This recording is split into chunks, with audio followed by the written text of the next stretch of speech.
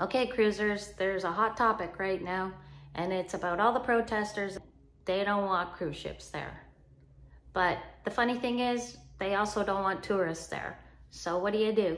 Right now in Europe, there seems to be problems in a few major cities. One of them is Amsterdam, another one Barcelona. I did hear things about Venice. What Venice tried to do with tourism is they've implemented a daily tax per person or an entry tax. I have to look into that and confirm. But I don't think this nominal fee is going to be, it's not going to deter tourists.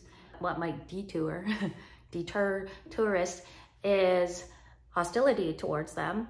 So that's been an issue. Nothing major, it's just that sentiment. I took a cruise out of Barcelona this summer and right in the height of the protests, and I didn't see any protesters there, thankfully.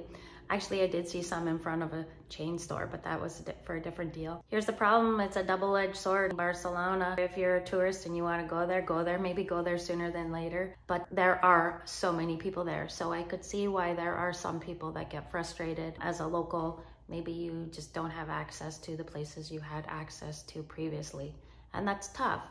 But it is a beautiful place and people want to visit there. There's fantastic restaurants and it's very affordable. You could get an awesome meal for 20 bucks or a very high-end meal for 50 bucks. Barcelona, unfortunately, has been so super successful in promoting their city that they've had to change their logo. Before this was their logo and now they've changed it to blank.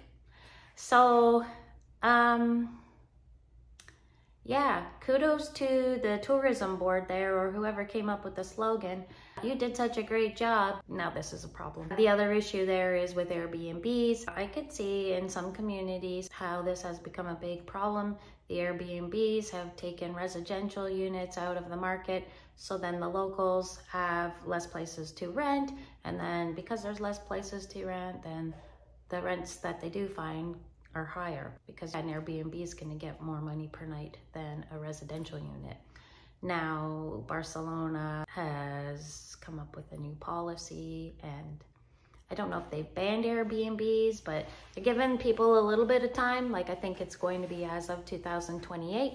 So you have several years to get down there. So that's one thing to consider if you're doing a Mediterranean cruise. Maybe try and do your cruise in the Med sooner than later if you really want to see Barcelona. And by the way, out of all the cities in Europe, Barcelona could be the top spot in terms of its beauty and what it has to offer as a city. The architecture is just unbelievable. Barcelona, Rome, those are like two major cities you've got to see. Yeah, hopefully the Romans don't have a problem with tourism because there are a lot of tourists there too. In Amsterdam, there were some protesters and they chained themselves to something. I don't know if it was a fence or whatever. And it prevented the ship from docking. So thousands of people diverted, you know, to the next closest cruise port. And maybe if people really wanted to see Amsterdam, they had to get bussed in. And the thing is, the tourists are still gonna come. It's just might take them longer to get there. That's the problem. If you have a beautiful city, great food, things to do, and history, people want to see that. What do you think about tourism? Are people traveling too much? I don't know, but I'm going to travel as much as I can while I can. Anyway, have a great day. I'm Cruisin Jules.